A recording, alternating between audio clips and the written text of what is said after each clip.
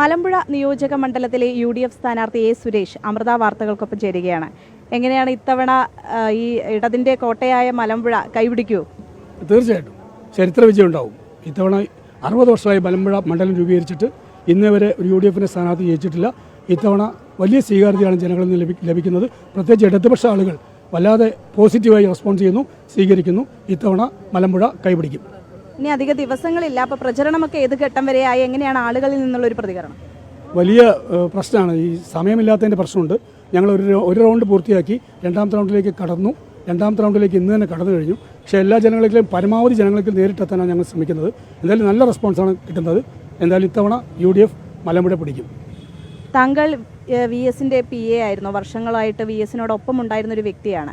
അപ്പോൾ ഇന്ന് ഈ മലമ്പുഴ മണ്ഡലത്തിൽ മത്സരിക്കുന്നത് കോൺഗ്രസ് ടിക്കറ്റിലാണ്.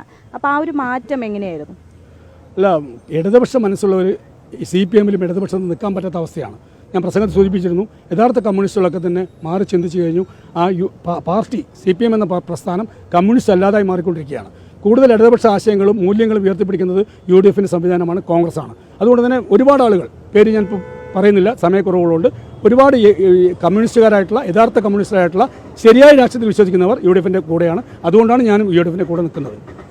ഈ പ്രചരണത്തിൻ്റെ ഭാഗമായിട്ട് ഒരുപാട് തവണ VSൻ്റെ പേര് ഉപയോഗിക്കുന്നത് നമുക്ക് ശ്രദ്ധയിൽപ്പെട്ടു. അപ്പോൾ VSനെ ഒരു പ്രചരണത്തിൻ്റെ ഭാഗമാക്കുന്നുണ്ടോ? ഏറ്റവും രസകരമായ സംഭവം നിങ്ങൾ ചോദിച്ചത് നന്നായി. ഞാനല്ല VSൻ്റെ പേര് ഉപയോഗിക്കുന്നത്, എതിർ സ്ഥാനാർത്ഥിയാണ്. അദ്ദേഹം ഇന്നലെ പറഞ്ഞിരിക്കുകയാണ് VSൻ്റെ ആത്മാവ് പൊറുക്കില്ല, VSനോട് വഞ്ചന ഞാൻ ചെയ്തു. ഒരു കാര്യം മനസ്സിലാക്കുക, ഈ എതിർ സ്ഥാനാർത്ഥി, എൻ്റെ എതിർ സ്ഥാനാർത്ഥി LDF സ്ഥാനാർത്ഥി VSൻ്റെ ഒരു കാര്യവും അവകാശപ്പെടാനില്ലാത്തൊരു സ്ഥാനാർത്ഥിയാണ്. കാരണം നിങ്ങൾക്കറിയാം, കേരളത്തിൽ തെരഞ്ഞെടുപ്പ് പ്രഖ്യാപിച്ചാൽ സ്ഥാനാർത്ഥികളെ പ്രഖ്യാപിക്കുന്ന ഒരു ചടങ്ങുണ്ട്. അത് ദിവസങ്ങൾ ചിലപ്പോൾ നീളും. എന്നാലും സ്ഥാനാർത്ഥികളുടെ പേര് ചുമരെഴുതാറില്ല. അതായത് ഔദ്യോഗികമായി സ്ഥാനാർത്ഥി പ്രഖ്യാപനം നടത്തിയാൽ മാത്രമേ സ്ഥാനാർത്ഥിയുടെ ചുമരെഴുത്ത് നടക്കാറുള്ളൂ, പേര് വെച്ചിട്ട്.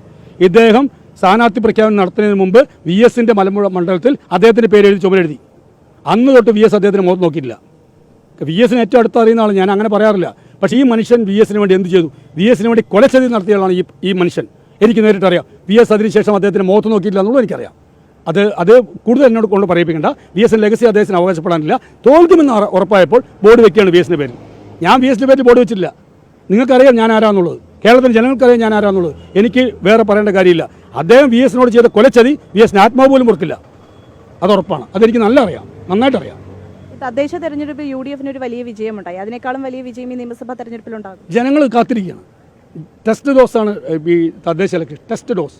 ഇപ്പോൾ ജനങ്ങൾ ഒരു 100 സീറ്റോടും കൂടി UDF തരംഗമാണ് കാണുന്നത്. UDF തരംഗത്തോടു കൂടി 100 സീറ്റോടു കൂടി UDF അധികാരത്തിൽ വരും. ഒരു സീറ്റ് മലമ്പുഴയായിരിക്കും. പൂർണ്ണ ആത്മവിശ്വാസത്തിലാണ്. തീർച്ചയായിട്ടും. എൻ്റെ മുഖം കാണുമ്പോൾ മനസ്സിലാവുന്നില്ലേ? 100% ആത്മവിശ്വാസമാണ്. ജനങ്ങൾ തരുന്ന റെസ്പോൺസാണ് എൻ്റെ ആത്മവിശ്വാസത്തിൻ്റെ കാതൽ. അത്തരത്തിൽ പൂർണ്ണമായ ആത്മവിശ്വാസത്തോടു കൂടി തന്നെയാണ് എ സുരേഷ് മലമ്പുഴ മണ്ഡലത്തിൽ UDF സ്ഥാനാർത്ഥിയായി മത്സര രംഗത്തേക്ക് ഇറങ്ങുന്നത്. ക്യാമറാമാൻ സുനിലിനൊപ്പം ആതിര രാധാകൃഷ്ണൻ, അമൃത ന്യൂസ്, പാലക്കാട്.